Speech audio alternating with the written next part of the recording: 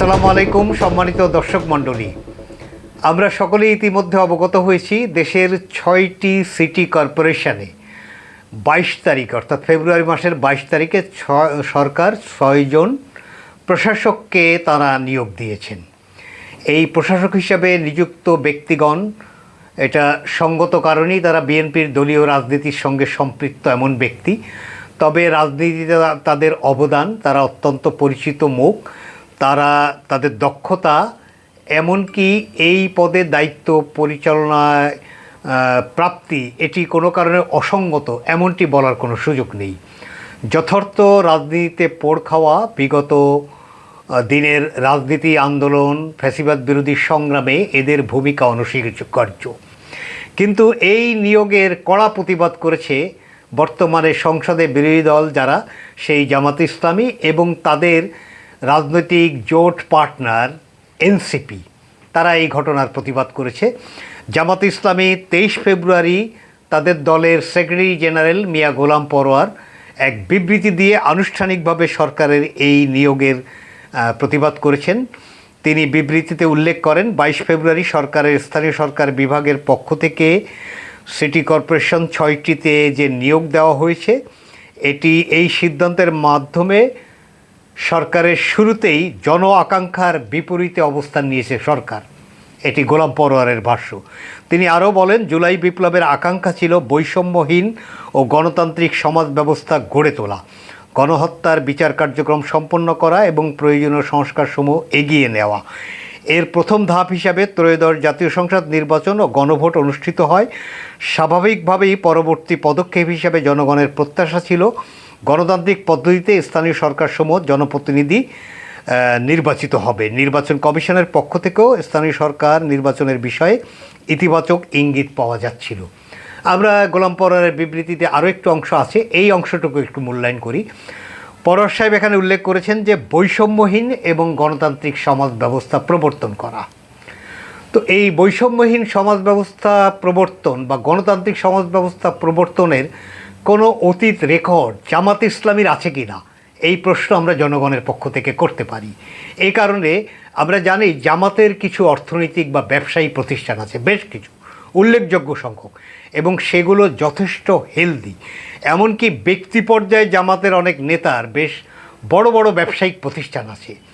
এই সমস্ত প্রতিষ্ঠানে অন্য রাজনৈতিক দলে বিশ্বাস করেন অথবা ভোট দেন, কিংবা সম্প্রদায় হিসাবে মুসলমানের বাইরেও বাংলাদেশের নাগরিকরা হিন্দু, খ্রিস্টান, বৌদ্ধ বা অন্যান্য সম্প্রদায়ের আছেন।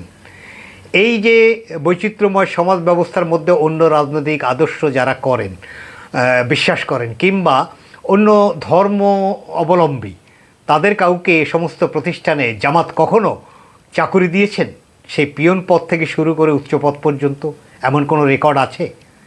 সেই জামাত বৈষম্যহীন সমাজের কথা বলছেন। নিঃসন্দেহে আমরা ধরে নিচ্ছি জামাত হয়তো ভবিষ্যতে তাদের মধ্যে এই আচরণে, যে আচরণটিতে অভিযোগ আছে জনগণের, সেখানে আমরা নিশ্চয়ই পরিবর্তন দেখতে পারবো। তা না হলে তারা এমন কথা বলবেন কেন? এই ধরনের প্রতিষ্ঠানে পরিপূর্ণরূপে যাচাই বাছাই করে একেবারে 100% নিশ্চিত হয়ে শিবির অথবা জামাত সংশ্লিষ্ট পরিবারের সদস্যদেরকে নিয়োগ দেওয়া হয়, যেখানে এই ক্ষেত্রে তাদের এক্সেসটা অবারিত নয়। তারা সেখানে বৈষম্যহীন সমাজের কথা বলেন, যথেষ্ট ভালো কথা। আশ্চর্য হলাম এবং আশায় থাকলাম যে জামাত আগামীতে বৈষম্যের ঊর্ধ্বে উঠে তারা সকল কর্মকাণ্ড পরিচালনা করবেন। এবার গণতন্ত্রের কথা বলেছেন, গণতান্ত্রিক সমাজ ব্যবস্থা গড়ে তোলা। আচ্ছা, জামাতে ইসলামীর যে দলীয় কাঠামো, যে তাদের পদায়ন, নেতৃত্ব বিন্যাস, এক্ষেত্রে গণতন্ত্রের কোনো লেশমাত্র কেউ কখনো দেখেছেন? কোনো প্রকাশ আছে? তাদের সম্মেলনগুলো কিভাবে হয়, সেখানে নেতা নির্বাচনের পদ্ধতি কী, সেখানে তো সিলেকশন পদ্ধতিই হচ্ছে তাদের পদ্ধতি। তো তারাও গণতান্ত্রিক সমাজ ব্যবস্থার কথা বলছেন। এবারে তিনি বলছেন দ্রুত সময়ের মধ্যে নির্বাচন দিয়ে স্থানীয় সরকার প্রতিনিধি নির্বাচন করা। রাজনৈতিক দলের দাবি হিসাবে এটি অসঙ্গত দাবি, এটি আমি বলছি না।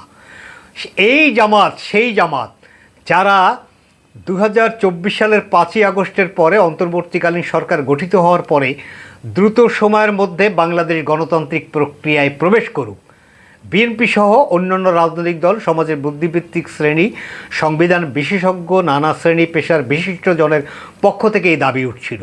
তখন জামাত এবং জামাতের এই অ্যালায়েন্স যে রাজনৈতিক দল এনসিপি, অন্যান্য এই ধরনের যারা মুখোশধারী জামাত, যারা জামাতের প্রক্সি পার্টি, তারা নির্বাচনটাকে কত দেরি করে করা যায়, বিলম্ব করা যায়, নানা চলচাতুরিতে এক এক সময় এক এক বাহাদুরি।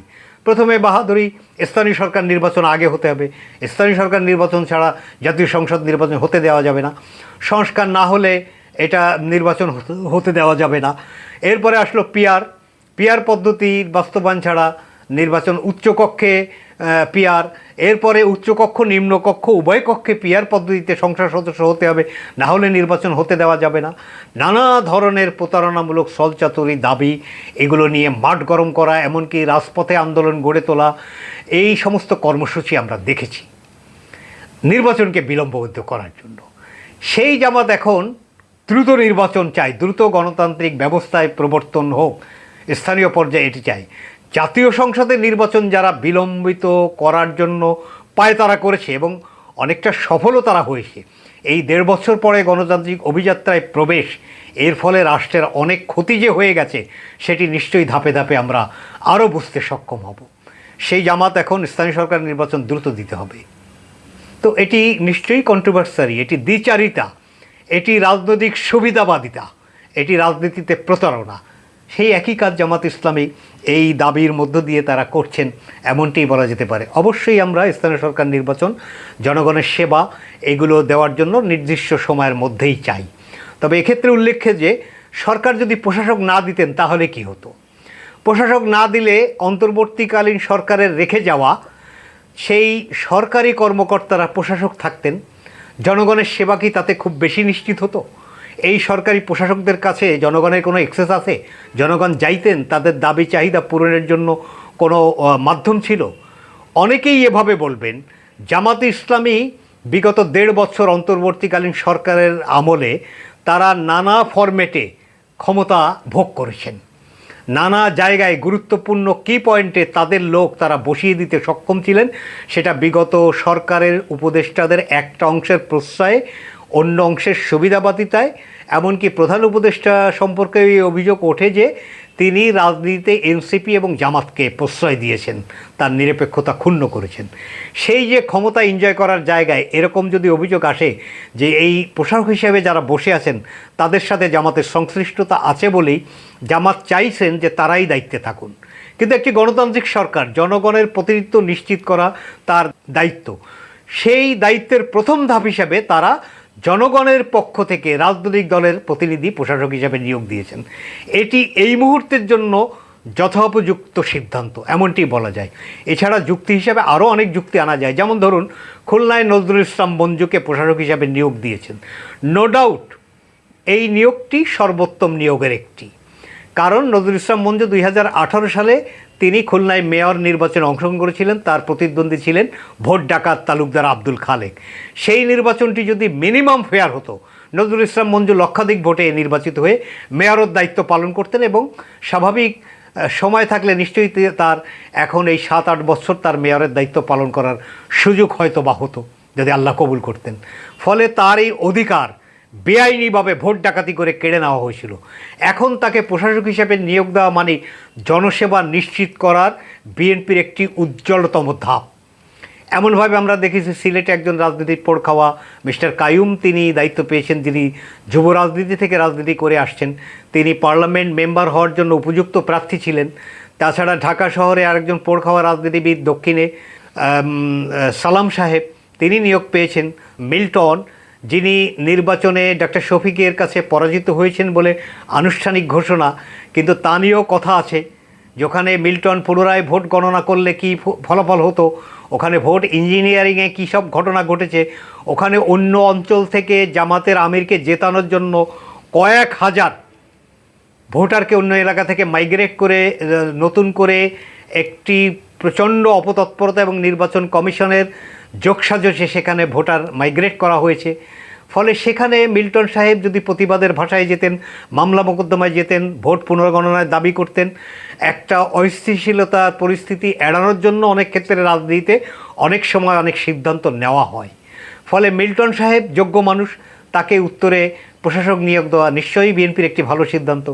নারায়ণগঞ্জের 7 মার্ডারে আলোচিত একজন ব্যক্তি অ্যাডভোকেট সাখাওয়াত, যিনি আইভির সঙ্গে একবার পরাজিত হয়েছিলেন, স্বাভাবিক পরিবেশ থাকলে আওয়ামী লীগের দোর্দণ্ড প্রতাপ এবং বেআইনি কর্মকাণ্ড না থাকলে সাখাওয়াত সাহেব হয়তো ইতিমধ্যে নারায়ণগঞ্জ সিটি কর্পোরেশনে মেয়র নির্বাচিত হতেন।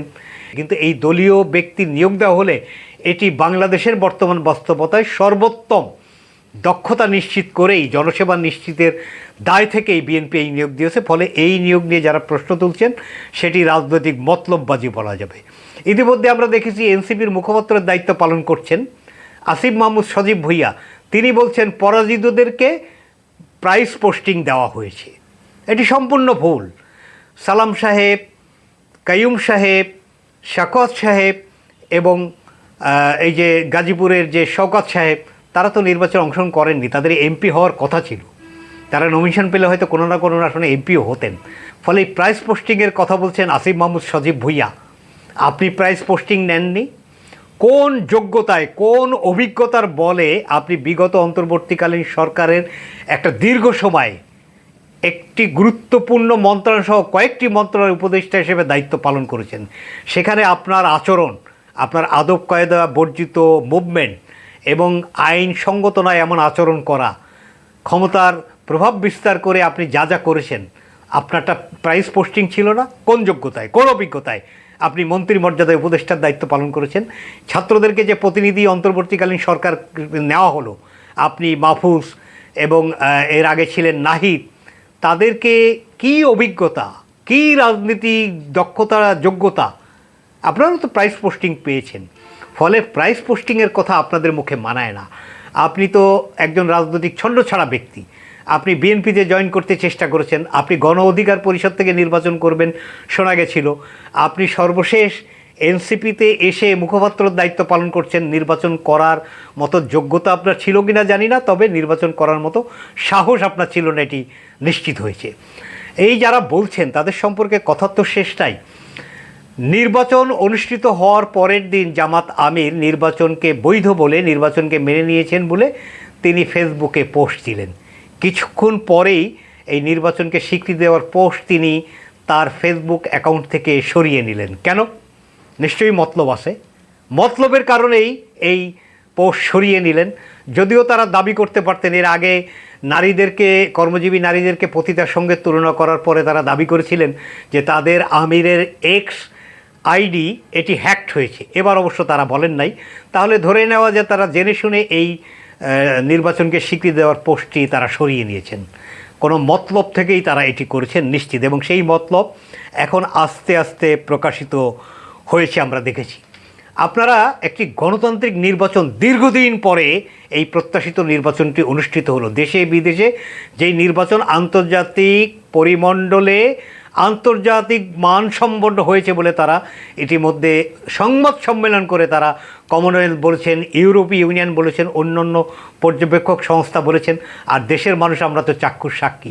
সেই নির্বাচনকে প্রশ্নবিদ্ধ করলেন এবং আপনারা মন্ত্রিসভার শপথে গেলেন না। এই যে প্রথম দিনই একটা ডার্টি কাজ আপনারা করলেন। এই গণতান্ত্রিক সরকারের মন্ত্রিসভার শপথে আপনারা যেতে পারতেন।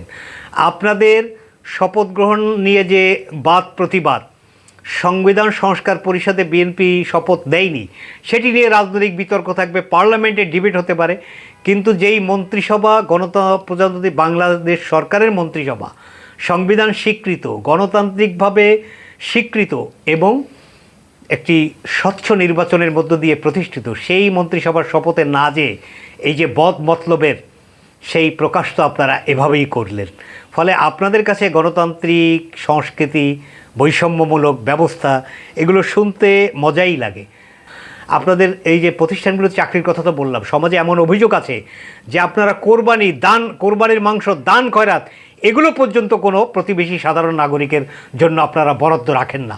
এক্ষেত্রেও শিবির, জামাতের এবং আপনাদের দলীয় পরিবারের সদস্যদেরকেই আপনারা জাকাত, কোরবানির মাংস, দান খরাত এগুলো আপনারা করেন। সাধারণ নাগরিক যারা আপনাদের প্রতিবেশী, অসহায়, তাদেরকেও দান করার ক্ষেত্রে আপনাদের কার্পণ্য আছে। সমাজে এই অভিযোগ কিন্তু প্রতিষ্ঠিত অভিযোগ।